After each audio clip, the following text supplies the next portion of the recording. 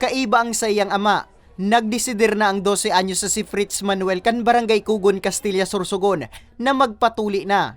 Kaya naman kasubong aga, pig-aprobitsaran niya na ang pig-upreser kang sa indang lokal na gobyerno na libreng tuli.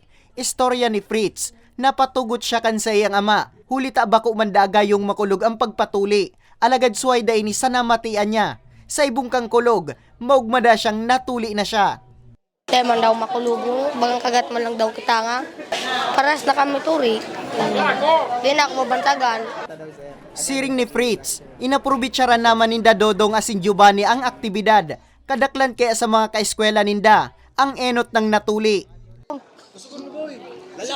Lalaki ako!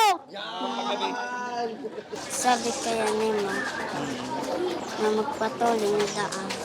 Si Nanay Judith Narvaez kan Barangay Bagong Sirang, ug mananggad na may siring na aktibidad ang sa indang LGU. Apwera kaya sa libre ang pagpapatuli. May kasabay naman ining bulong, nadakulang katipidad naman sa siring niyang nanay. Yun po, para sa mga aki. Kay, lain lain delikado po. Ang medical team kumpuesto ning personalis gikang LGU, BFP Sorsogon, Philippine Army, asin Sorsogon Police Provincial Office. Sa pangunguna po ng aming Provincial Director, Police Colonel Dionisio Tanay Laceda, kami po ay nakikisa sa Operasyon Tuli dito sa Castilla at lagi pong handa magserbisyo anuman at saan man.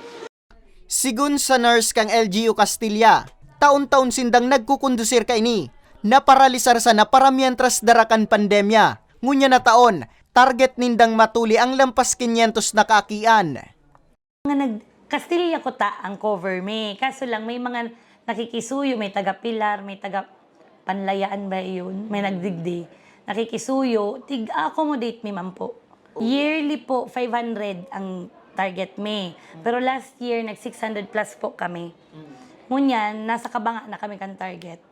Asin nga ni maging kakaiba ang libreng tuli nindangunyan. May 30,000 pesos. Asin may certificate of circumcision na mariresibi. Ang sisay man na mapatuli edad 30 anyos pataas. Sa ngunyan, tulong persona na ang nagpahiling ning interes. Bali po, may nagpalista pong tulo, sarong 60 years old, duwang 35 years old.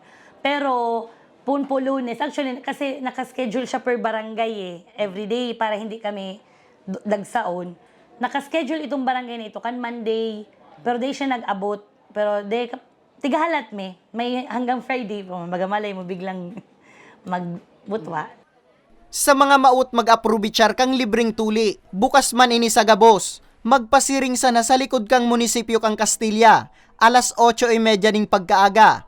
Madurar ang aktibidad, sundo sa Biyernes, Hulyo 21. Para sa mga baretang tatak Bicol, Nomer Corporal.